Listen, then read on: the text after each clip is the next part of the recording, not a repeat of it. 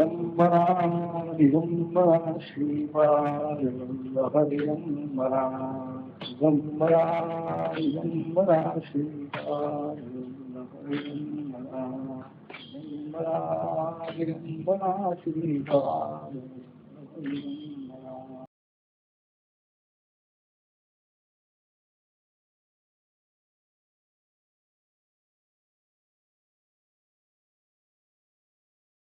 जिज्ञासू म्हणून आणखी प्रल्हादजींनी हे विचारल्यानंतर नारद सांगतात,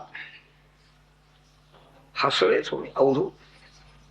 म्हणाले, बाबा तू मोठा भगवत भक्त आहेस, तू आता विचारलंस म्हणून माझा अनुभव मी कसा वागतो, माझं काय वर्तन आहे, आचरण आहे, तुला सांगतो. म्हणाले, तृष्णया भववाहिन्या योग्य कामैरपूरया कर्माणि कार्यमाणोहम नानायोनिषु योजिता. कितीही प्रयत्न करून अर्थार्जन केलं, विषयभोग घेतले तरी मनाची तृप्ती कधीही होत नाही. अशा व्यवहारामध्ये आसक्त झालेल्या माणसाचे विचार, त्यांचे कार्यकारण भाव हे प्रल्हादजींनी मांडले. आता नित्य तृप्त झालेला महात्मा, त्याची बुद्धी कशी आहे? दोन बुद्धिवाद आहे. संसारी लोकांचा एक बुद्धिवाद प्रल्हादजींनी मांडलेला, प्रयत्न कर्म केल्याशिवाय धन मिळणार नाही, खाण्यापिण्याची सोय होणार नाही, शरीर राहणार नाही, हे ज्ञानी महात्मे सांगतात. यांचा बुद्धिवाद वेगळा आहे.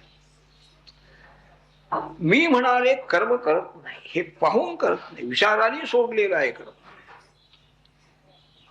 ही जी आहे तृष्णा, म्हणजे आशा मनामध्ये, हे करावं ते करावं, हे मिळवावं ते मिळवावं, धन आहे, संपत्ती त्याचप्रमाणे सत्ता आहे, कीर्ती आहे, अनेक वासना मनामध्ये उत्पन्न होतात. कितीही विषय मिळाले तरी सुद्धा त्या वासना पूर्ण होत नाही, ती तृष्णा पूर्ण होत नाही. आणि त्या तृष्णेमुळे कर्म घडतात. हे करावं ते करावं असं वाटतं. आणि त्या क्रमामुळे अनेक प्रकारचे शरीर धारण करावी लागतात. अनेक योनीमध्ये मी फिरून आलो ना. दैवयोगाने या मृत्यूलोकात आणखी माझा जन्म झाला, मनुष्य जन्म मला मिळाला. स्वर्ग किंवा मोक्षाचा हा दरवाजा आहे मनुष्य शरीर. म्हणजे पुण्यकर्म केली यज्ञयागादी तर स्वर्गाला जाता येईल, कायमचं राहता येणार नाही माणूस. किंवा सर्वसंग परित्याग करून भगवत भक्ती जर केली तर त्याला अपवर्ग म्हणजे मोक्षही मिळेल. जन्म मरणाच्या बंधनातून कायमची सुटका. अशा या योनीमध्ये मी आलो. या ठिकाणी मी निरीक्षण पुष्कळ केलं. म्हणाले, स्त्री पुरुष सारखी कर्म करताय, प्रयत्न करताय, सुख मिळावं आणि दुःख जावीच सगळी, पण उलटच त्यांच्या पदरात फळ मिळतंय. असलेली सुख जातात, नसलेली दुःख येतात. हे पुष्कळ ठिकाणी ज्या वेळेला मी पाहिलं, अनुभव घेतला, त्यावेळी निवृत्तोस्मी, काहीही करायचं नाही असं मी ठरविलं. पण ठरविलं म्हणजे मनामध्ये कोणतीही तृष्णा राहिलेली नाही. हे त्याचं माठीमागचं कारण आहे. काही करायचं नाही असं ठरविलं तरी कोणीही तसा राहू शकत नाही. नाही कश्चित क्षणमपि जातुतिष्ठ त्यकर्म करत भगवान सांगितलं आहे अर्जुनाला. युद्ध करणार नाही तू म्हणतोयस, तुला करावं लागेल. कोणीही कर्म त्याग करू शकत नाही. त्रिगुणात्मक सृष्टीमध्ये बांधला गेलेला आहे. अवधूत सांगतात, मी सगळं सोडून दिलं. म्हणा लोकांना कर्म करून प्रयत्न करून इच्छेप्रमाणे फळ पदरात पडत, पण हे सोडून दिलं याचा अर्थ मनामध्ये कोणतीही तृष्णा राहिली नाही. हे मुख्य कारण आहे. मग आपल्याला हे शरीर इतकं चांगलं कसं राहिलं? कसं? प्रयत्नाशिवाय द्रव्य नाही, द्रव्याशिवाय खाण्यापिण्याची व्यवस्था नाही, भोग विषय भोग नाही, मग शरीर चांगलं कसं? सुख मिळालं पाहिजे ना. सुख मिळालं म्हणजे शरीर चांगलं राहतो. त्याचं उत्तर देत आहेत अवधूत दत्तात्रेय. सुखम अस्य आत्मनो रूपम सर्वे हो परतिस्तनु. मनस्संस्पर्शयान दृष्ट्वा भोगान स्वस्यामि संविशन. सुख सुख म्हणून जे समजलं जातं म्हणाले ते सुख खरं म्हणजे आत्मरूप सुख आहे. आत्माच आनंद रूप आहे. स्वतःच मी आनंद रूप आहे हे ज्या वेळेला मला समजलं त्यावेळेला प्रयत्नाने द्रव्य मिळवायचं, त्यांनी सुख मिळवायचं. द्रव्य म्हणजे सुख नाही, सुखाचं साधन म्हणून समजलं गेल्यामुळे द्रव्य मिळवण्याकरता प्रवृत्ती होती. बाह्य सुखाची इच्छा आहे. विषयेंद्रिय संबंध झाला म्हणजे सुख मिळतं. ते सगळे विषय मिळविण्याकरता कर्म केलं पाहिजे, ते सुख मिळालं पाहिजे अशी तृष्णा मनामध्ये असते. पण सुख म्हणजे खरं मी स्वतःच आनंद रूप आहे. नाथांच्या घरची उलटीच खूण पाण्याशी लागली तहान. नाथ महाराज सांगताय तहान लागल्यानंतर तहान शांत होण्याकरता पाणी पिलं म्हणजे झालं. पाण्यालाच तहान लागली तर दुसऱ्याची तृष्णा तहान शांत करणारं पाणी ते म्हणालं मला तहान लागली आहे, त्याची तहान कशी जायची कशी? तुला तहान नाही बाबा. आपण स्वतः सुखरूप आनंद रूप असताना विषयांच्या मध्ये सुख आहे ते मिळविले पाहिजे, त्यांचा संग्रह केला पाहिजे. तो किती काही ठरत नाही आहे. कार्यकारण भाव जरी ठरविला, विषयाशिवाय विषय संबंधाशिवाय सुख नाही. विषय किती संपादन करायचे हेच निश्चित नाही आहे. वाढत जातो, तृष्णा वाढत जाते. मृग त्याला तहान लागली, दुपारीशी वेळ आहे, हरणाला तहान लागली. समोर सूर्य किरण पडलेले आहेत लांब मैलभर आणि ते किरणामध्ये पाण्याचा अभाव झाला. पाणी आहे, धावत निघाला हरिण. रस्त्यामध्ये एका ठिकाणी झाडी होती आणि तिथं जलाशय होता, पाण्याने भरलेलं एक हे आहे तलाव. पण त्याच्यावर शेवाळ आलेला आहे पाण्यावर. हा त्याच रस्त्याने गेला, पाहिलं त्याने इथं काही पाणी नाही म्हणत. आणि समोर दिसणारं जे आहे मृगजळ त्याला जल म्हणून दिसत. तिथं पर्यंत आला, पुन्हा त्याच्या पुढं एक मैलभर तसंच दिसायला लागलं. पाणी कितीही फिरला पळाला तरी पाणी मिळालं नाही. तशी स्थिती झाली आहे. आनंद रूप आपण असताना तो आनंद आवृत झालेला आहे. अज्ञानेन आवृतम ज्ञानम तेन मुह्यन्ति जंतवः भगवान सांगताय. आणि त्यामुळे बाहेर सुख आहे, विषयापासून सुख मिळणार आहे, त्याकरता प्रयत्न केला पाहिजे. अहोरात्र अशी समजूत होऊन प्रयत्नाकडे लागतो आहे. पण सर्व ही प्रयत्न व्यर्थ होऊन प्रयत्नाप्रमाणे त्याच्या पदरात सुख पडत नाही. दुःख तरी जात. किती दुःख आहे, आध्यात्मिक दुःख आहे. शरीरामध्ये व्याधी उत्पन्न झाल्यानंतर होणारी दुःख, मनाच्या विरुद्ध गोष्टी घडल्यानंतर मनामध्ये उत्पन्न होणारी मानसिक दुःख, त्याला आध्यात्मिक दुःख. ती चालूच आहे, एक ना दोन काहीतरी असत. भौतिक दुःख आहे, अतिवृष्टी झाली, अनावृष्टी झाली, टोळधाड आली, धान्य गेलं, असे प्रसंग आहे. काही देवता कोपाने होणारी दुःख आहे. भूकंप झाला, अमुक झालं तमुक झालं वगैरे. अशी एका पाठीमाग एक कोणशी ना कोणशी दुःख ठरलेली आहेत म्हणा. त्याचा प्रतिकार करता येतो का म्हणाले, हा कोण विचार करणार. धनाकरता तुम्ही आणखी सांगता प्रभारी, पण धनार्जन करणारे लोक सुखी आहेत का मी पाहिलं म्हणाले. नाही, कोणी सुखी. पश्यामि धनिनाम क्लेशम लुब्धानाम अहितात्मनाम भयात अरब्ध निद्राणाम सर्वतो हि विशंकिनाम.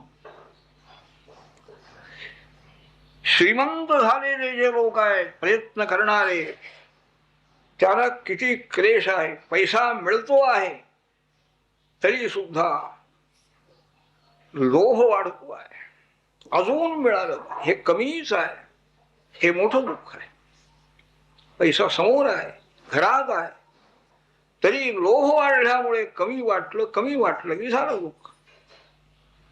मिळालेलं जे द्रव्य आहे त्यात हे द्रव्य सुरक्षित कसं राही ही भीती वाटते. रात्री झोप लागत नाही त्यांना. आणखी कोणी नेतील काय सर्वांच्याबद्दल अविश्वास मनामध्ये त्यांच्या असतो. अगदी आप्त इष्ट पुत्र वाटे सर्वांच्या बद्दल अविश्वास आहे. माझं द्रव्य घेतील काय नेतील काय. राजाची भीती आहे, चोरांची भीती आहे, शत्रूची भीती आहे, आप्त इष्टांची भीती आहे. याचक येणारे ते काहीतरी मागतील मला त्यांची भीती आहे. आपल्या प्राणाची भीती आणि द्रव्याची भीती, ही दोन भीती द्रव्यार्जन करणारे प्रयत्न करणारे जे आहेत त्यांच्या मनात ह्या भीती आहे. शरीर चांगलं राहिलं पाहिजे, मला सगळं आणखी भोग मिळाले, तेव्हा ह्या वासना अगोदर कमी झाल्या पाहिजे, अर्थवासना दिली पाहिजे. आणखी प्राणाबद्दलही काही तितकी आस्था उपयोग नाही. याकरता मी 2 गुरु केले. संतोषाने राहा. मधुकार महासर्प लोकेस्मिन् गुरुत्तम वैराग्यम परितोषंच प्राप्ता यच्छिक्षया वयम. मधमाशा आणखी अजगर दोघांना गुरु केलं. मधमाशा पुष्कळ आणखी फुलावर हिंडतात, रस गोळा करतात, एक मधाचं पोळं तयार करतात, मध साठवतात, संग्रह करतात. म्हणाले पुष्कळ संग्रह. स्वतःही भोग घ्यायचा नाही, दुसऱ्यालाही द्यायचं नाही. त्यामुळे त्यांची अवस्था शेवटी कोणीतरी येतो, त्यांनी साठवून ठेवलेला सगळा मध घेऊन जातो. त्या अंगावर आलं तर त्यांना मारून टाक. म्हणजे संग्रहापेक्षा वैराग्य हे चांगलं म्हणाले. इच्छाच जर केली नसती तर संग्रहाकरता प्रयत्न कसा केला असता. आणि सर्व संग्रह जातो, त्यामुळे पुन्हा दुःखामध्ये निराश व्हावं लागतं. त्यामुळे त्या मधुकाराचं हे प्रयत्नवाद जो पाहिला मी, त्यामुळे नको, इच्छाच नको. इच्छा करून प्रयत्न करायचा आणि मिळवायचं आणि ते जायचं, काय उपयोग. त्यानंतर इच्छा करायची नाही तर मग आपल्याला सर्व व्यवस्था कशी होणार. राहायला पाहिजे घर, त्याचप्रमाणे अन्न वस्त्र सगळं पाहिजे. तर त्याच्या करता अजगराला गुरु केले. संतोष जो आहे तो काही प्रयत्न करत नाही, पडवून राहिलेला असतो अजगर. जवळ कोणी आल्यानंतर त्याला घेतो आहे, शुभा शांत करतो आहे, नाही तर स्वस्थ पडून राहतो. त्याच्यापासून मी संतोषाचं शिक्षण घेत. मूल कारण आणखी निराळच आहे. आनंदरूप मी आहे हे प्रत्यक्ष समजून आल्यामुळे प्रवृत्तीच बंद झाली, तृप्ती झालेली आहे.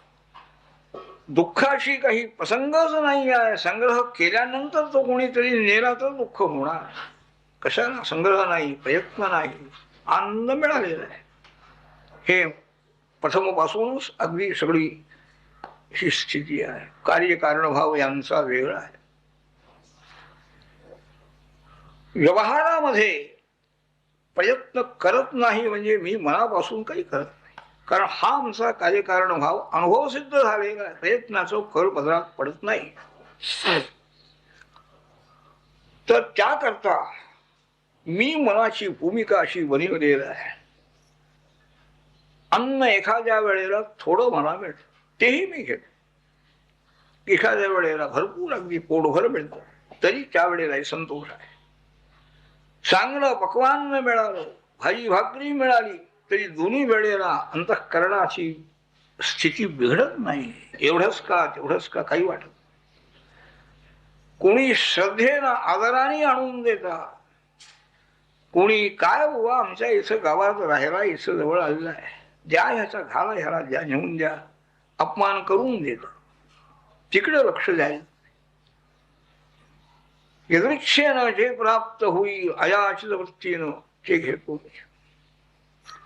वस्त्राबद्दल उत्तम भरभरीची वस्त्र, रेशमी वस्त्र मला एखाद्या वेळेला कोणीतरी देतं का, त्याच्याबद्दलही काही वाटत नाही मला.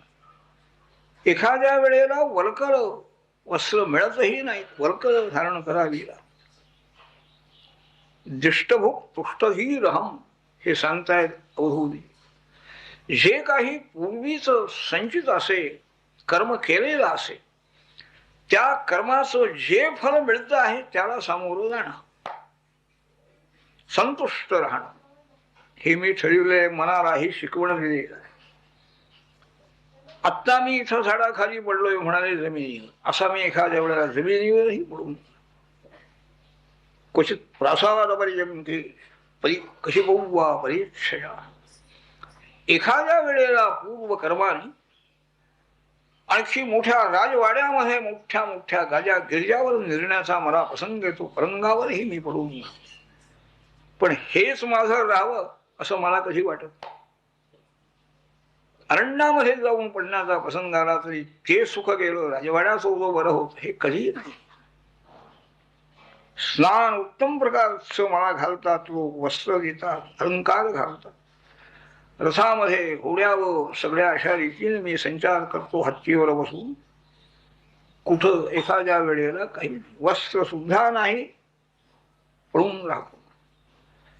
ही शरीराची जी स्थिती आहे पूर्व कर्माप्रमाणे, हे सगळे सिद्धांत पक्के झालेले आहेत ज्ञानी मनुष्याचे. हा एक बुद्धिवाद विचार करण्यासारखा आहे. पूर्व कर्म मान्य केलं पाहिजे.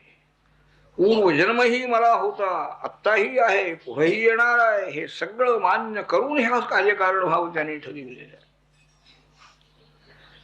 कोणाचीही निंदा मी करीत नाही, कोणाचीही स्तुती करीत नाही, कशाला त्या पडायचंच नाही. शत्रू मित्र भाव निर्माण करण्याकरतेही साधन आहेत ना. सर्वांचं कल्याण ईश्वराने करावं, सर्वत्र एक तोच परमात्मा आहे, दुसरा आहे. अशा वृत्तीनं मी वागतो म्हणाले. व्यवहारामध्ये सुद्धा जे काही मिळेल त्याला वैराग्य म्हणजे अतिरेक नाही. काही मला नको आहे, येणार नाही असंही नाही, तेही घेतो, जे मिळेल त्याच्यामध्ये. असा माझा आचार आहे प्रल्हादा. हे लोकांनाही मान्य होणार नाही आणि शास्त्रामध्येही असं सांगितलेलं नाही, पण मनाची भूमिका स्थिर करावी एवढं शास्त्र सांगत आहे. ती स्थिर करण्याकरता मी ही सगळी मनाची वृत्ती अशी ठेवलेली आहे. अशी वर्णाश्रमी याला म्हणतात. वर्णधर्मही नाहीत, आश्रमधर्मही नाहीत, कसेही वागतात असं लोक मला म्हणतात. परमहंस ज्ञानी महात्मा त्याचे धर्म कसे असतात हे प्रल्हादजींना समजलेलं आहे. ते मोठे राजे होते प्रल्हादजी आणि भक्त. आनंद झाला, अवधूतांची पूजा केली प्रल्हादजींनी, आणखी त्यांची अनुज्ञा घेऊन ते राजधानीमध्ये परत आले.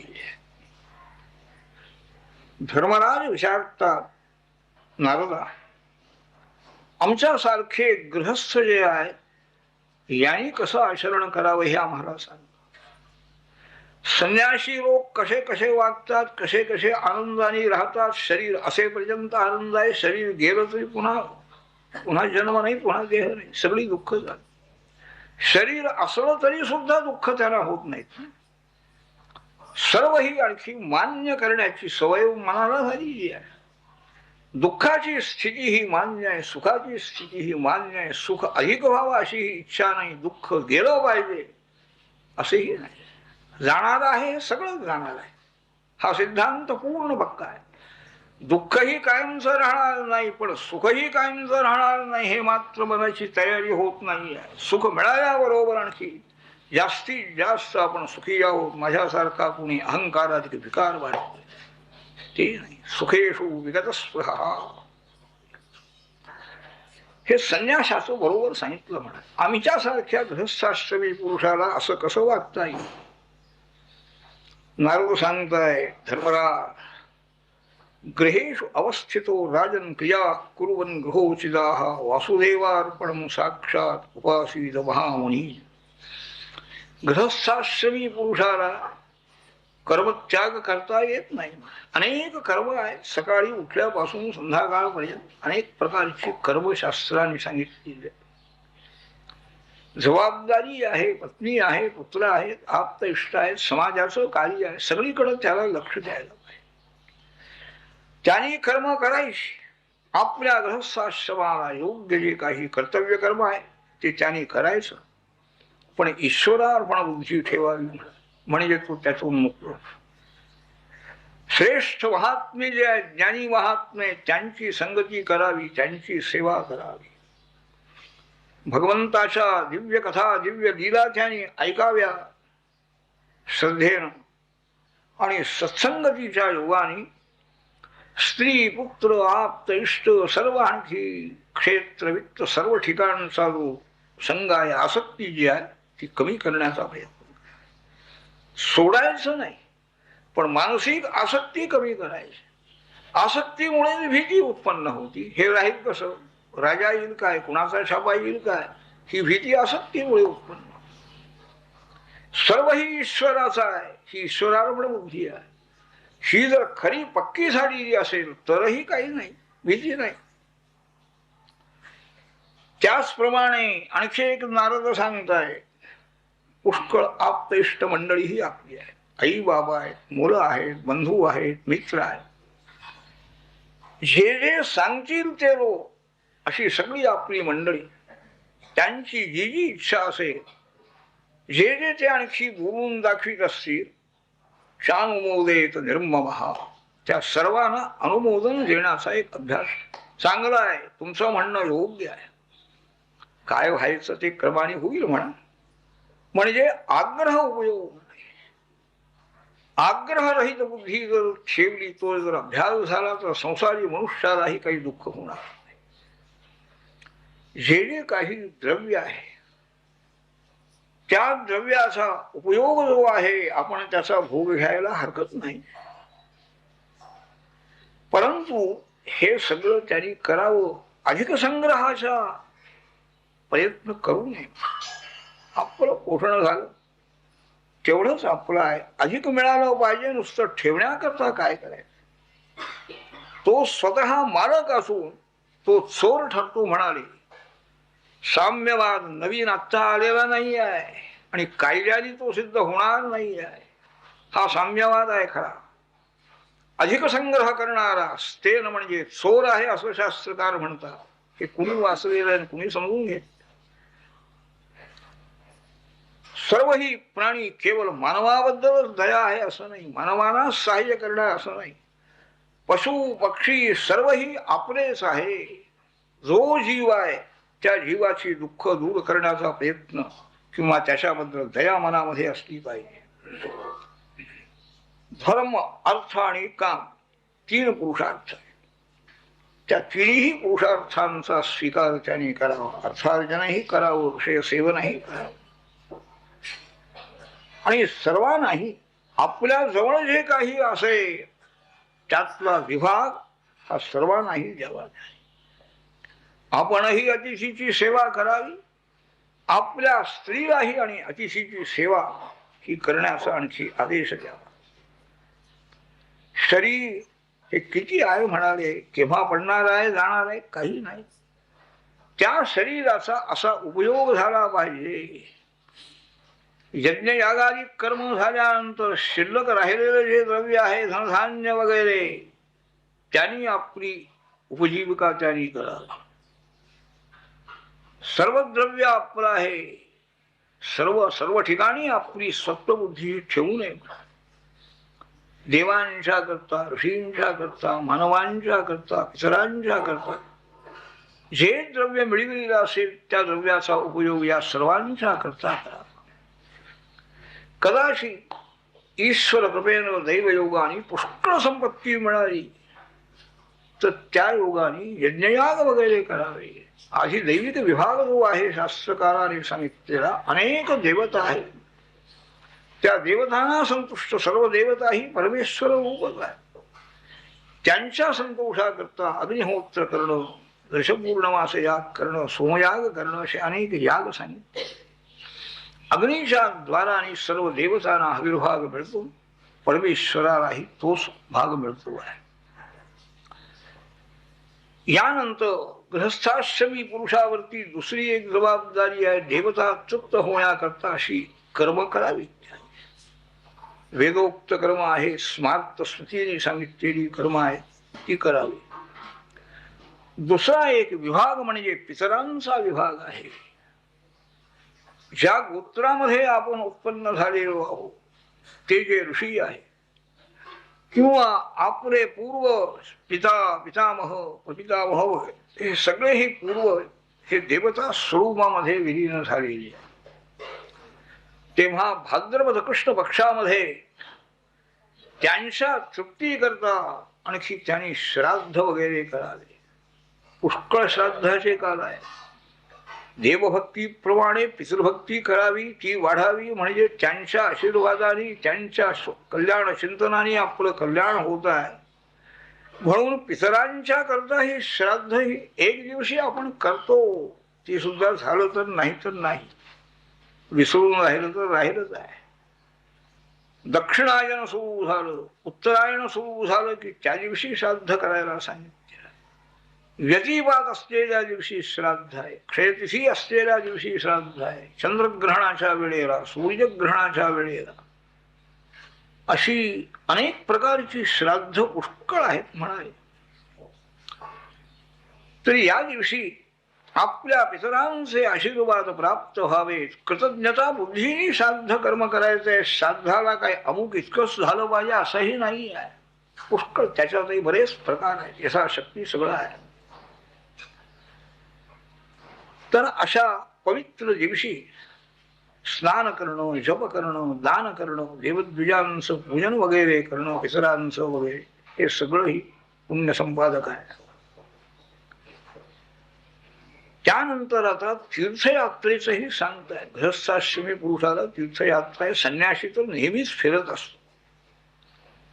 सवै पुण्यतमो उदेश सत्पात्रम यत्र लभ्यते विश्वम भगवतो यत्र बिंबम भगवतो यत्र सर्वमेत चराचरम.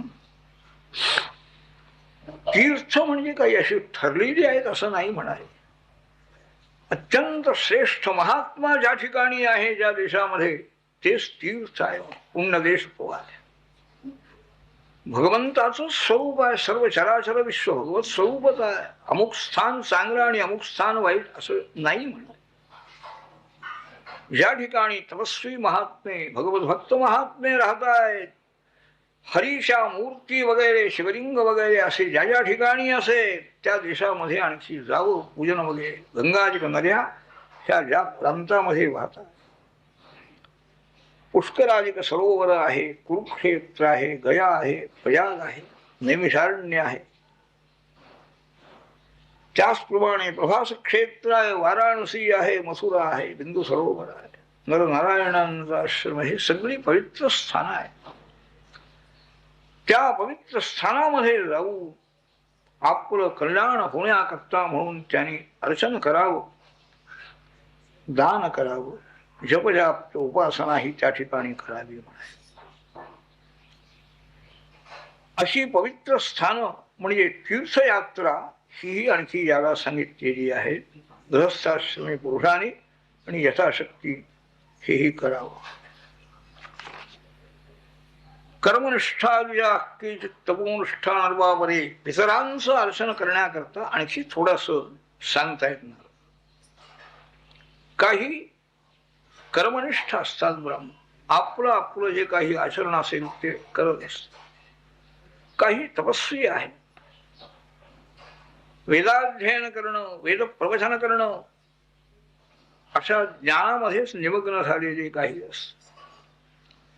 ज्ञाननिष्ठाला बोलावून आणखी श्राद्ध विधी वगैरे करावा म्हणाले. देवस्थानी 2 ब्राह्मण अथवा पितृस्थानी 3 ब्राह्मण हा एक प्रकार आहे, अथवा दोन्हीकडे एक एक ब्राह्मण म्हणजे 2 ब्राह्मणांना बोलावून श्राद्ध करता येईल. पुष्कळ संपत्ती आहे तरी श्राद्धाच्या वेळेला जास्ती विस्तार नाही. जेवढा विधी असेल तेवढंच व्यवस्थित करायचं. ब्राह्मणांचं पूजन अन्नदान एवढंच करायला सांगितलेलं आहे. अधिक दाखविण्याकरता आणखी संपत्तीचा विनियोग करायचा नाही, विस्तार करायचा नाही. योग्य देशामध्ये योग्य काळामध्ये आणखी अन्नदानही करायला सांगितलेलं आहे. म्हणजे धान्य जे आहे त्या धान्याचंच अन्न बनवून ते द्यायला सांगितलेलं आहे. अन्नाचा विभाग देव ऋषी पितर सर्व प्राणी मात्र आपण स्वतः आपले लोक ह्या सगळ्यांच्या करता अन्नाचा विभाग सांगितलेला आहे. मांस जे आहे ते श्राद्धाच्या वेळेला किंवा इतर वेळेलाही आणखी मांसाहार करू नये. हे ऋषींचं धान्य जे आहे, धान्याने जितकं आणखी परमेश्वराला प्रीती आहे तशी प्रीती पशुहिंसेने हिंसा करून आणखी मांस ग्रहण आणि प्रीती नाही. अहिंसा हा मोठा धर्म आहे. सद्धर्म पुण्य ज्यांना पाहिजे आहे त्यांनी हिंसा कधीही करू नये. असे आणखी पुष्कळ हे आहे. अधर्माचे 5 प्रकार सांगतायत नारद महर्षी. विधर्म, परधर्म, आभास, उपमा आणि इच्छर हे अधर्म आहे. धर्मासारखे वाटतात. धर्मबाधो विधर्मस्यात् परधर्मो अन्यचोदितः आहे. विधर्म म्हणजे आपल्या धर्माचा त्याग. काही अर्थ नाही आहे. धर्माचरण करून काय उपयोग आहे. नास्तिक बुद्धी उत्पन्न होऊन धर्मत्याग केला म्हणजे ते अधर्म झालेला आहे. धर्मत्याग केला म्हणजे काही होत नाही असं नाही. धर्मत्याग म्हणजे पाप आहे. जास्ती पाप, रोज पाप घडत आहे. हा एक अधर्म. परधर्म म्हणजे दुसऱ्याला जे काही सांगितलेलं आहे वागायला, भिक्षा मागावी, संन्यासाला सांगितलेलं आहे, ब्रह्मचार्याला सांगितले ते गृहस्थाश्रमी पुरुषांनी करू नये, तो अधर्म आहे. त्यानंतर नास्तिक धर्म जो आहे, आभासात्म, चांगलं बरं वाटत आहे, तो वागतो तसं आपण वागावं, पण तो अधर्म होतो. शब्दाचे अर्थ वेगळे वेगळे करून आपल्याला अनुकूल असा अर्थ त्यातून काढून वागणं हाही एक अधर्म आहे. आभासात्मक धर्म म्हणजे आपल्या बुद्धीला जसं वाटेल त्याप्रमाणे धर्म कार्य करणं, तो अधर्म आहे. पित्याच्या श्राद्धा करता घरी काही करत नाही. सध्या ही सवय झालेली आहे लोकांना. तुमच्या आणखी विद्यालयामध्ये विद्यार्थी जे आहेत त्यांना आणखी अमुक दिवशी तुम्ही जेवायला घाला, त्याकरता मी इतके पैसे तुमच्याजवळ ठेव. अन्नदान झालं, ते पुण्य झालं. पण श्राद्ध केलेलं आहे, संपलेलं आहे, ते पापही लागते. त्याला श्राद्ध म्हणता येणार. इच्छेनं केलेलं आहे. त्यांना विद्यार्थ्यांना जेवायला घातलं म्हणजे पित्याला मिळालं हे तुम्ही कसं ठरविलं. हाही आभास म्हणजे अधर्म आहे. असे अधर्म जे आहेत ते सर्व अधर्म सोडले पाहिजे.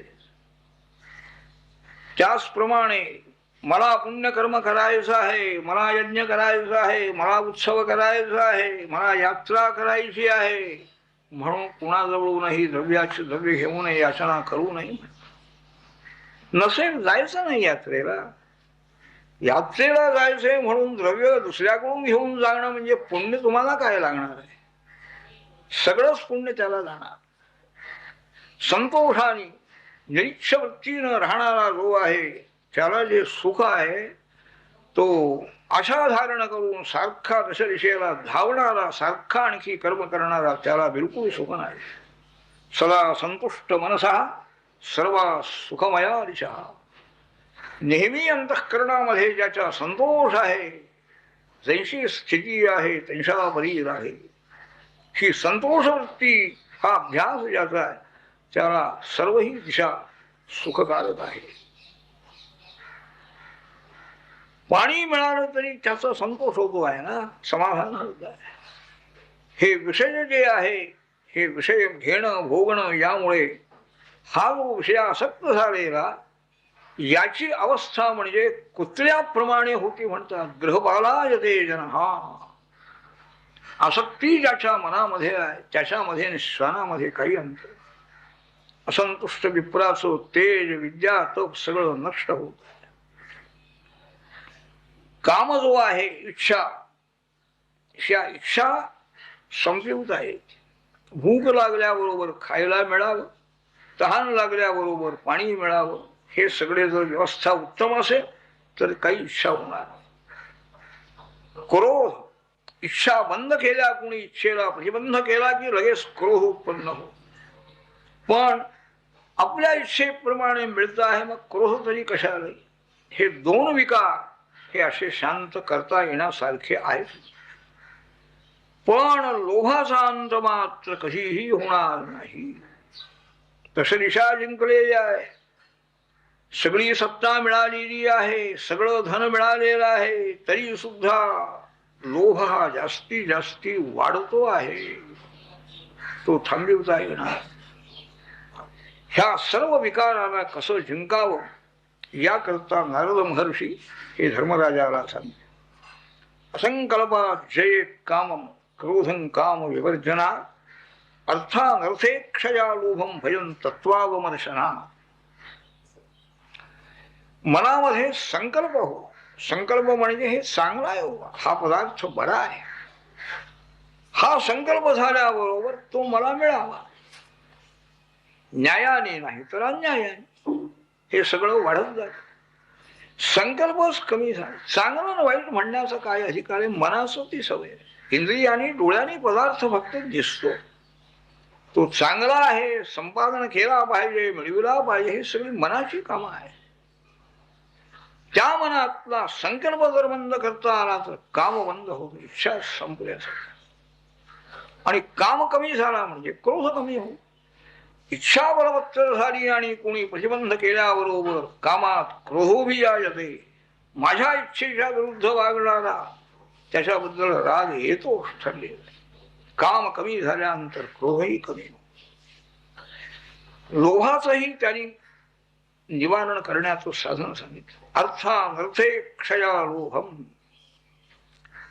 अर्थ चांगला आहे, संकल्प कमी झाला, परंतु चांगला आहे असं नाही, त्याच्यापासून अनर्थ फार आहे हे पाहिलं पाहिजे, हा विचार केला पाहिजे. किती अनर्थ आहे, झोप नाही, भीती आहे, एकमेकाबद्दल अविश्वास आहे, हे सगळे अनर्थ अर्थापासून उत्पन्न होत आहे.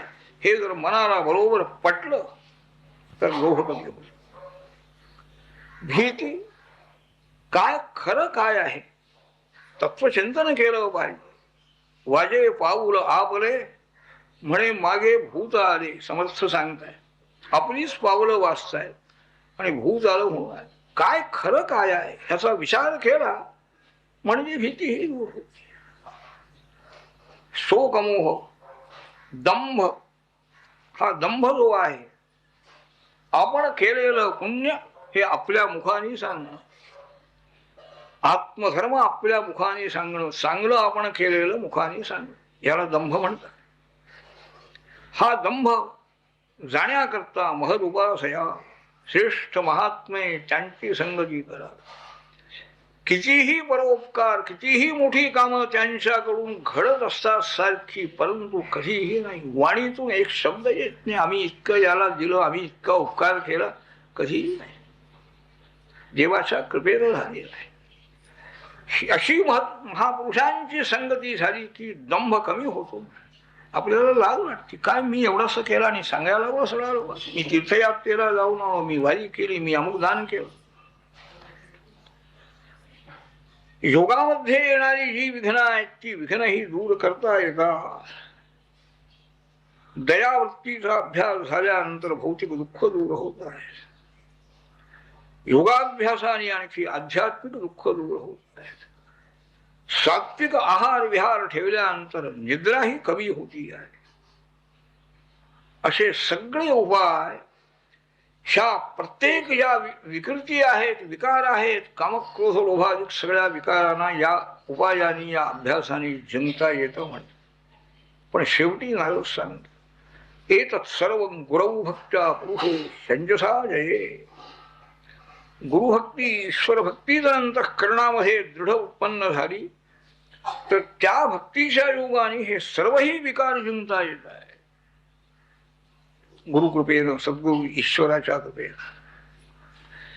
ज्ञान देणारे, मार्गदर्शन करणारे जे आहेत श्रेष्ठ ज्ञानी महात्मे सद्गुरु, यांच्याबद्दल ज्याला माझ्यासारखेच हे आहे, शरीरधारी, मलाही शरीर आहे, यांनाही शरीर आहे, यालाही जेवायला लागतं, मलाही जेवायला लागतं, आपल्याप्रमाणे त्याला मर्त्य समजणारा जो आहे, त्याने पुष्कळ ऐकलं, पुष्कळ वाचलं, तरी सुद्धा सर्व आणखी व्यर्थ आहे. कुंजर शौच वत सांगतात ना.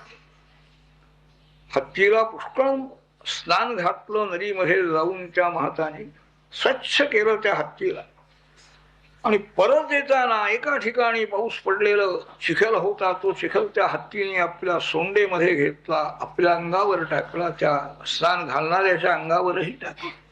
काय उपयोग? त्याला स्नान झालं. तसं व्यर्थ आहे. तर अशा प्रकारचं चित्त विजय करावा, चित्ताचा निग्रह करण्याकरता हे सगळे गृहस्थाश्रम धर्म आहे.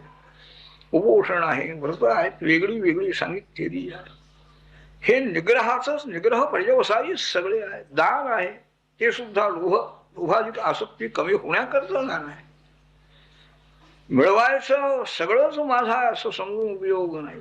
त्याग हा आसक्तीला प्रतिबंधक आहे. प्राणायामांचाही अभ्यास त्याने सांगितलेला. असे कुणी भेटले तर त्यांच्याकडून योगाभ्यासाचंही शिक्षण घ्यावं. आत्मचिंतन करण्याचा अभ्यास करावा वेळ मिळेल तो, आणि त्या आत्मचिंतनाने हे विकार शांत करावे. आणखी सांगताय उपाय. भावाद्वैतं क्रियाद्वैतं द्रव्याद्वैतं तथात्मनः वर्तयन् स्वानुभूत्येह त्रीन् स्वप्नान् धनुते मुनिः. अद्वैत बुद्धीचा अभ्यास. भावाद्वैत एक पहिला अद्वैत आहे, क्रियाद्वैत आहे आणि द्रव्याद्वैत आहे.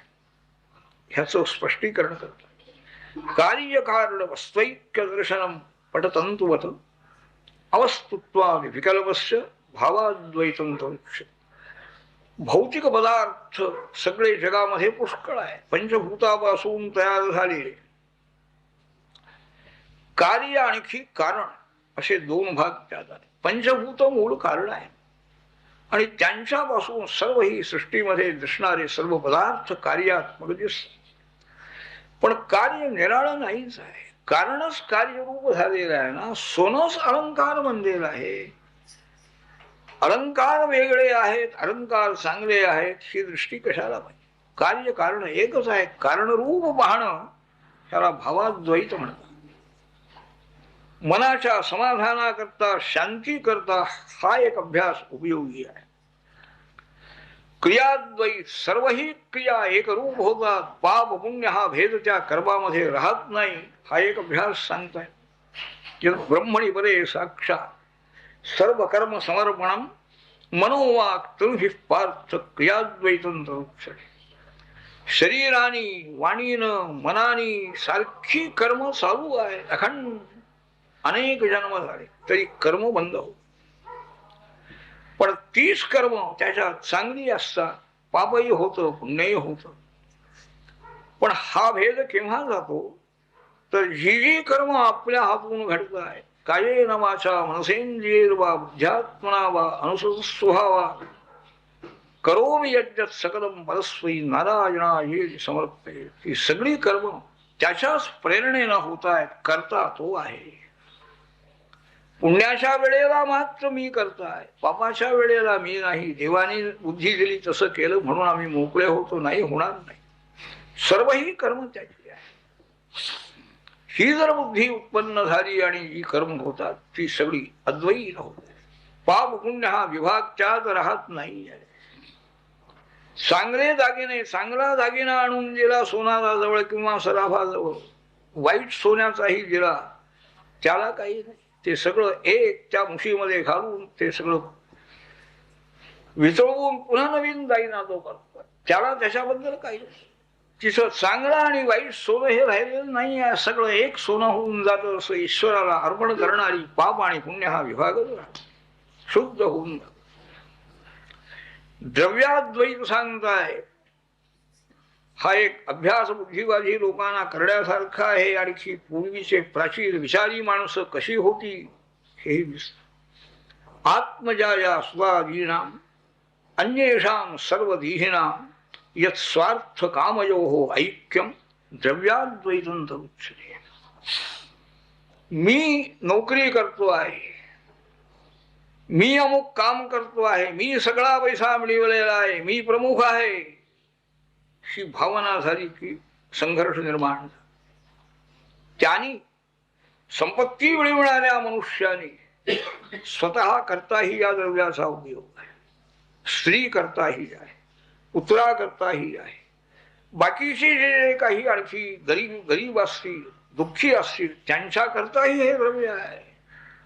माझ्या एकट्याच्या प्रयत्नाने मिळालं असं नाही, प्रयत्न आणि प्रारब्ध दोघांचाही संबंध आहे.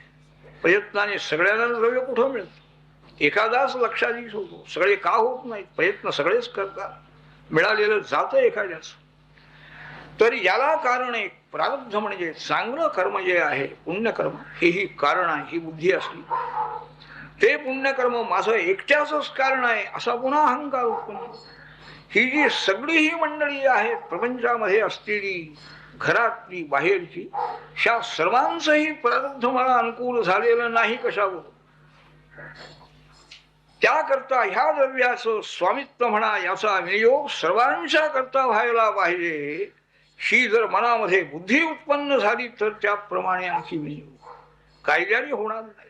हे द्रव्याद्वैत भावना मुद्दाम करायला सांगितलेली आहे शास्त्रकारांनी. गृहस्थाश्रमी पुरुषाला आहे, द्रव्य मिळवणारा तो आहे.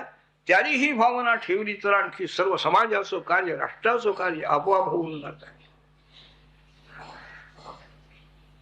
अशा रीतीनं या तीन अद्वैता भूमिकेचा, अद्वैत वृत्तीचा अभ्यास झाला. त्याचं फल सांगताय, त्रीन स्वप्नान धुनुते मुक्ती, संसारातून तो मुक्त झाला. जागृती, स्वप्न आणि सुषुप्ती या तीन अवस्थेच्या पलीकडे जाऊ गेलेले. तीन अवस्था म्हणजे संसार आहे. चौथी अवस्था समाधी अवस्था आम्हाला माहितीच नाही आहे. तीन अवस्थेमध्ये आपण दमल्यानंतर रात्रीच्या वेळेला झोप आहे, स्वप्नावस्था आहे, निद्रा आहे, गाढ स्वप्न, पुन्हा जागृती आहे.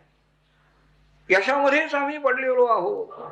त्याच्यापेक्षा पलीकडची अवस्था प्राप्त होण्याकरता द्रव्याची आसक्ती कमी करावी, सर्वांचं समाधान करावं. त्या समाधानाने सुद्धा पुष्कळ आणखी आपला अनुकूल वृत्ती, अनुकूलता निर्माण होती आहे. त्याकरता अनुमोदन देण्याची बुद्धी गृहस्थाश्रमी पुरुषाने शिकावी. हे आधीच सांगितले नारदांनी. संघर्ष करू नये, आग्रह करू नये, आग्रह धरू नये. आपल्या मनाने ठरवलेलं तेच योग्य आहे हे कशावरून आहे? अनुमोदन देताना त्यांचंही बालादपि सुभाषितम, ही भारतीय संस्कृती आहे. लहान मुलांनी सांगितलेलं असे सुद्धा मान्य करण्याची तयारी पाहिजे. मग दुसरा एखादा त्यागी जर असला आपल्या राष्ट्राचं कार्य करणारा, त्याच्याबद्दलही आणखी आत्मीयता का असू नये? हा एक मानसशास्त्र हे स्वतंत्र आहे भारतीयांचं. त्या शास्त्राचा पूर्ण विचार करा. आणखी बुद्धिवाद कोणचा योग्य आहे ते विचाराने ठरवता येईल. नारद सांगतात, धर्मराज एतैरन्यैश्च वेदोक्तैर वर्तमान सकर्मभिः गृहेपि अस्य गतिमियायात राजंस्तद भक्तिवान नर. गृहस्थाश्रम स्वीकारून राहणारा जो आहे त्याने याप्रमाणे वागावं. आणखी शास्त्राने सांगितलेली जी आहे, श्रेष्ठ महापुरुषाने जसं मार्गदर्शन केलेलं आहे त्याप्रमाणे वागणारा जो आहे तो आपल्या गृहस्थाश्रमात राहून सुद्धा संन्यासाला जी गती मिळते त्याला प्राप्त, संन्यास न घेता भगवत भक्तीच्या प्रवास. तुमचं उदाहरण आदर्श घेण्यासारखं आहे. नारद सांगताय, नारद स्वतः ब्रह्मचारी आहेत, संन्यासीच आहेत, पण या पांडवांची आणखी प्रशंसा करते. तुम्ही प्रभूच्या कृपेनं या सगळ्या संकटातून आणखी तळून गेलेले आहे. अनेक यज्ञ तुझ्या हातून झाले धर्मराज. तेव्हा ही सत्कर्म करावी, भगवत भक्ती करावी. आणखी मनाचा इंद्रियांचा निग्रह त्या योगाने होतो आहे आणि आपली उन्नती करून घ्या. सज्जनांचा उपमर्द कधीही करू नये. श्रेष्ठ पुरुषाच्या गुणाकडे लक्ष द्यावं, दोषाकडे लक्ष देऊ नये. मीही पूर्व जन्मामध्ये गंधर्व होतो म्हणाय. उपबर्हण नावाचा गंधर्व, उत्तम गायन. एकदा आणखी देवांचा यज्ञ चालू असताना सर्वांना बोलावणार, सर्व गंधर्व अप्सरा गेल्या हरिकथा गायन करण्याकरता आम्हाला बोलावलं, पण मी मात्र ह्या सगळ्या स्त्रियांना बरोबर घेऊन मोठा उन्मत्त अशा स्थितीमध्ये गेलो म्हणाले मी. पण त्या सगळ्या यज्ञकर्ते जे होते, प्रजापती सृष्टीकर्ते, सृष्टीचं नियंत्रण करणारे, त्यांना राग आला म्हणाले. काय म्हणाले, हा नम्रपणाने सगळी मंडळी आली, हा आपला उन्मत्त सगळ्या स्त्रियांच्या बरोबर म्हणा असा उन्मत्त होय. त्यांनी मला शाप दिला की तू दासीपुत्र म्हणून होशील, जन्म हो थोडा वेळ. त्याप्रमाणे दासीपुत्र म्हणून मी जन्माला, पण ईश्वर कृपेनं मला त्याही जन्मामध्ये सज्जनांची संगती मिळाली आणि त्याही जन्मातून मी मुक्त झालो. ब्रह्मदेवांचा पुत्र म्हणून मी जन्माला आलेला आहे. तेव्हा गृहस्थाश्रमी पुरुषाचा जो धर्म आहे, आचार धर्म, राजा तुला सांगितलेला आहे, पापनाश या योगाने होतो आहे. संन्याशाना जे फल मिळतं, जी गतीची गृहस्थाश्रमी पुरुषाला सुद्धा मिळते. तुम्ही अत्यंत भाग्यवान आहात पांडव. आम्ही सगळे ऋषी तुमच्या घरी मुद्दाम येतो. भगवंताचं दर्शन आम्हाला या ठिकाणी होत आहे. साक्षात भगवान परब्रह्म परमात्मा मनुष्य शरीर धारण करून आलेला आहे, पण तुमच्या जवळच राहतो. तुमच्याबद्दल त्याला फार प्रेम वाटतंय, कारण तुम्ही धार्मिक आहात, धर्माचरण करणारे आहात, म्हणून देवाचं प्रेम तुमच्यावर.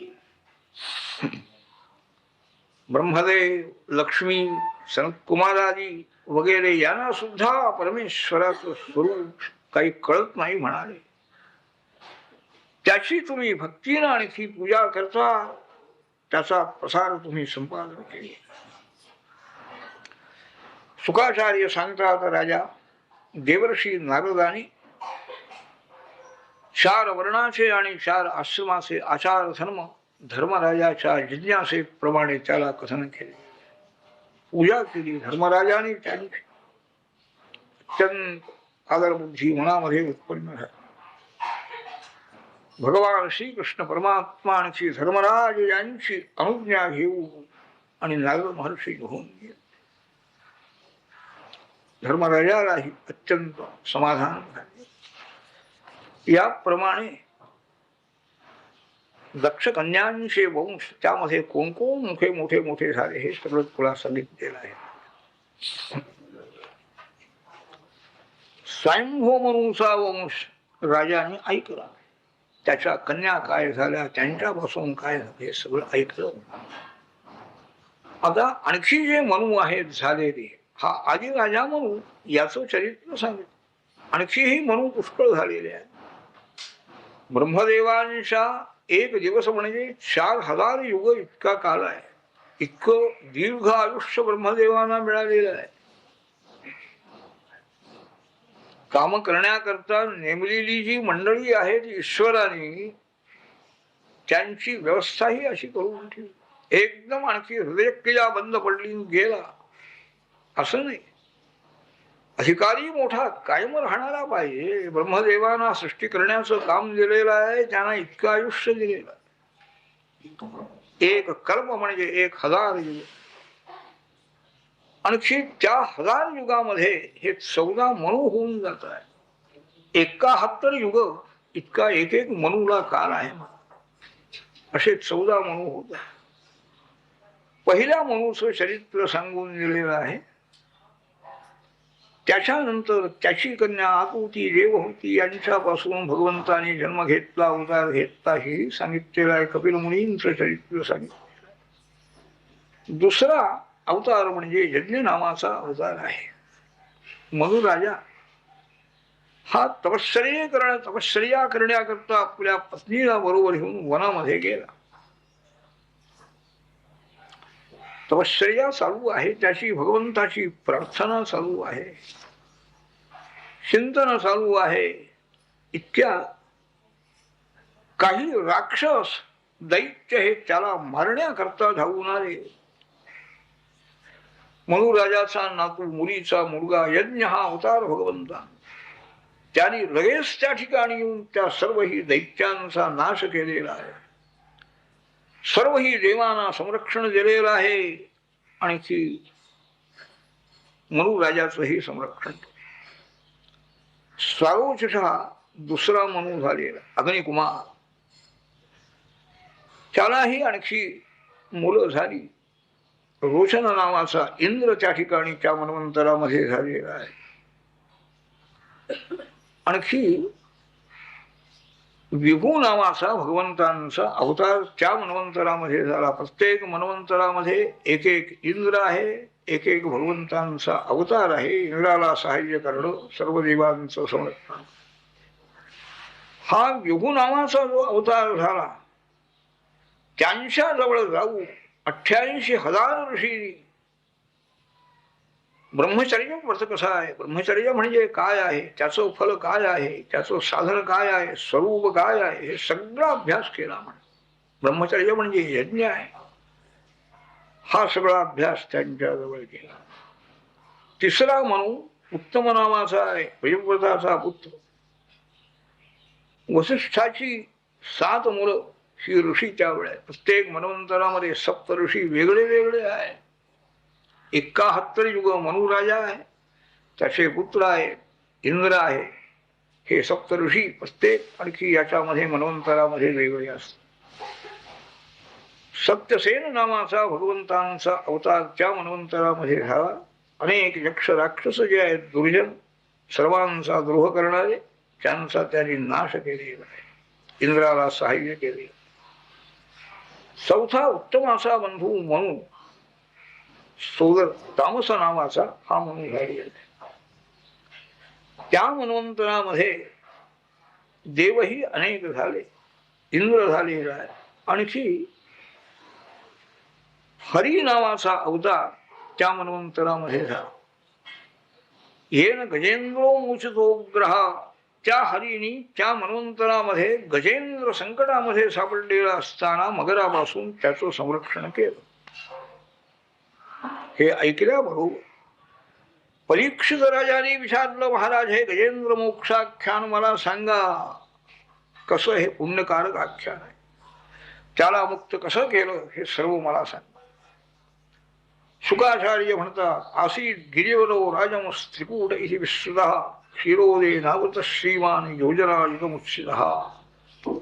क्षीर समुद्रामध्ये एक त्रिकूट नावाचा मोठा पर्वत आहे म्हणाले. चारी बाजूला क्षीर समुद्र आहे, मोठा उंच आहे, पसरलेला आहे सर्व बाजू. अनेक रत्न त्याच्यामध्ये आहे. असा तो त्याच्यावरती आणखी मोठी मोठी अरण्य आहे. त्यापैकी एका अरण्यामध्ये एक मोठा गजेंद्र आणखी राहतो आहे. त्याचं पुष्कळ हत्ती आहेत, हत्तीणी आहेत, लहान लहान हत्ती आहेत, पुष्कळ त्याचा कळप होतो. तो त्या अरण्यामध्ये आणखी गजेंद्र फिरतो आहे. सगळी ही हरिण वगैरे जे आहे हे त्याच्या जवळ येऊन राहायचे. सिंहाची वाघाची त्यांना काहीही भीती दूर व्हायची. गजेंद्राच्या भीतीनं सिंह वाघ दुसरीकडे पळून जात होते, असा त्याचा धाक होता. तो गजेंद्र एकदा उन्हाळा असल्यामुळे तहान त्याला लागली जी आहे, मोठं एक सरोवर त्याला समजलेलं आहे. त्या सरोवरामध्ये पाणी पिण्याकरता तो गजेंद्र आलेला आहे. आत उतरून तो पाणी प्याला. पाणी प्याल्यानंतर वर यायचं, तिथंच पाण्यामध्ये राहू, आपल्या सोंडेमध्ये पाणी घ्यावं आणि तीरावर उभे राहिलेले हत्ती, मुलं लहान हत्ती, स्त्रिया वगैरे हत्तीणी स्त्रियांच्या अंगावर तो पाणी टाकायला लागला. काय संकट आपल्यावर आलेला इकडे त्याचं लक्ष गेलेलं नाही. त्याच सरोवरामध्ये मोठा एक ग्राह म्हणजे मगर राहत होता. हत्ती पाण्यामध्ये उभा आहे, सोंडेनं पाणी टाकतो आहे. त्या मगराने जाऊन एकदम त्याचा पाय आपल्या मुखामध्ये धरला आणि त्याला आत ओढायला सुरुवात केली. तो मोठा बलवान मगर आहे. हत्तीनेही वर येण्याचा प्रयत्न चालू आहे. हत्तीही बलवान आहे, तो मगरही बलवान आहे. एखाद्या वेळेला हत्तीनं बरंच वर यावं, पुन्हा त्या मगराने त्याला आत ओढून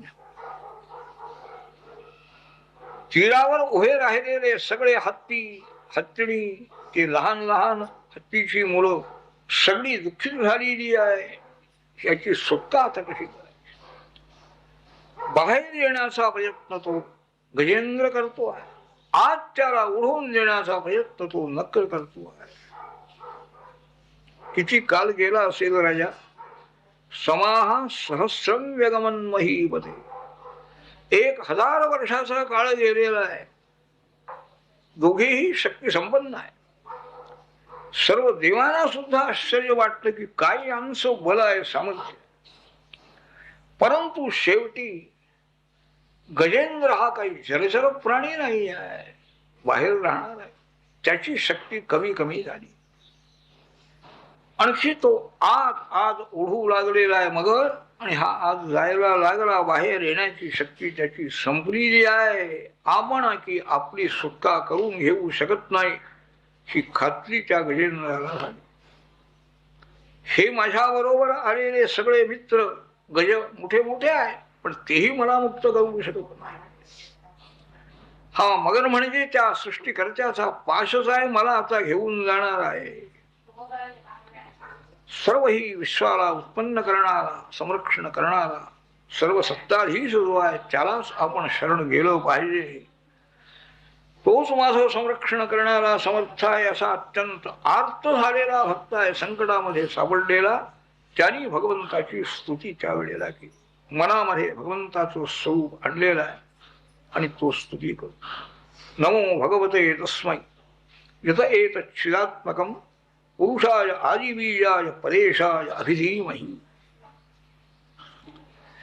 भगवान श्रीहरी जो परमात्मा आहे, सर्वव्यापी, सर्व विश्वाला कारण असणारा, त्या परमेश्वराचं मी ध्यान करतो आहे, चिंतन करतो आहे, आवाहन करतो. संपूर्ण विश्व ज्याच्या अधिष्ठानामध्ये आहे, याच्या आधाराने आहे. सर्व लोकांना, सर्व विश्वाला उत्पन्न करणारा, संरक्षण करणारा, संहार पुन्हा उपसंहार करणारा असा तो परमात्मा आहे. त्याच्या कृपेनं मी या संकटातून मुक्त व्हावा असंही तो सांगतो आहे. त्यांनी माझ्यावर दया करावी आणि मला या मगराच्या पाशातून मुक्त करावे. तो अत्यंत दयाळू आहे, सर्वांचं संरक्षण करणारा आहे. जे या संसारामध्ये आसक्त झालेले लोक, त्यांना त्याची प्राप्ती होत नाही. मुक्त ज्यांचं चित्त आहे त्यांना त्यांच्या हृदयामध्येच तो परमात्मा प्रकाशित होतो आहे. त्याला माझा नमस्कार असो, अशी पुष्कळ स्तुती केली. परमेश्वराची स्तुती गजेंद्राने केली. पुनर्जन्म मानल्याशिवाय हे काही आपल्याला याचा विचार पूर्ण हो. हत्तीनं स्तुती कशी केली, आणि ही अशी स्तुती. सर्व विश्वाला जो आधार आहे, सर्वांचं कार्य करणारा, सर्वव्यापी, सर्वज्ञ, हे ईश्वराचं स्वरूप जाणून तो करतो आहे. म्हणजे गजेंद्राला ही बुद्धी कशी उत्पन्न. त्याने अशी स्तुती केल्यामुळे देवगुणी आले नाही. प्रत्येकाला आपल्या नावाचा रूपाचा अभिमान आहे. माणसालाच आहे असं नाही, देवा नाही आहे, कारण देव ही जीवच आहे. त्यांना वाटलं आपल्याला कुठे याने बोलावलेलं आहे, ते आले असते तर ते याला मुक्त करू शकले असते. आम्हाला बोलावलं नाही म्हणाले, आम्ही कशाला जायला पाहिजे. यांनी सामान्य आणखी आवाहन केलं. सर्वांचा आणखी सर्वव्यापी राहणार, सर्व स्वरूपी जो परमात्मा आहे त्यांनी मला मुक्त करा. मग सर्वरूपी, सर्वात्म स्वरूप असणारा परमात्मा श्रीहरी गरुडावर बसून ते आलेले आहेत, आकाश मंडळामध्ये. मगराने त्या गजेंद्राला आत घेतलेला आहे. आता बुडून जाणार गजे. इतक्या आकाश मंडळामध्ये भगवान श्रीहरी आलेले पाहिले. त्या सरोवरामध्ये असलेलं कमल आपल्या सोंडेनं घेतलं त्याने, आणखी नारायणाला अर्पण केले. नारायणा अखिल गुरु भगवन नमस्ते. शेवटचा नमस्कार जेव्हा मी आपल्याला करतो आहे, हे कमल पुष्प आपण घ्या. लगेच भगवंताने त्याला उचलून वर ठेवलं. गजेंद्राला उचलल्याबरोबर तो मगरही वर आला. त्याचे पाय झडला होता. तीरावर ठेवलं आणि सुदर्शन चक्राने त्या मगराचा नाश केला. गजेंद्रालाही भगवंतांचा हस्तस्पर्श झाल्यामुळे तोही त्या हत्तीच्या जन्मातून मुक्त झाला आणि विष्णुदूताचं स्वरूप त्याला प्राप्त झाले. तो मगरही त्या जन्मातून मुक्त झाले. तो गंधर्व होता पूर्वी, कुहू नावाचा. त्याने सांगितलं, देवा, पूर्वी एकदा आणखी ऋषी स्नान करीत असताना त्या ऋषींना मी पाण्यामध्ये जाऊन पाय ओढले त्यांचे, त्यांच्या नौकातोंडातून पाणी गेलं. त्यांनी मला शाप दिला की तू मगर होशील. त्या शापातून आपण मला मुक्त केलेला आहे. गजेंद्रही मुक्त झालेला आहे. त्या गजेंद्राला बरोबर घेऊन भगवान श्रीहरी वैकुंठ लोकाला गेलेला आहे, असं हे आख्यान आणखी यांनी निवेदन केलेलं आहे. त्याच्या पुढं रैवत मन्वंतर आहे. पंचमो रैवतो नाम मनु, तामसाचा बंधू.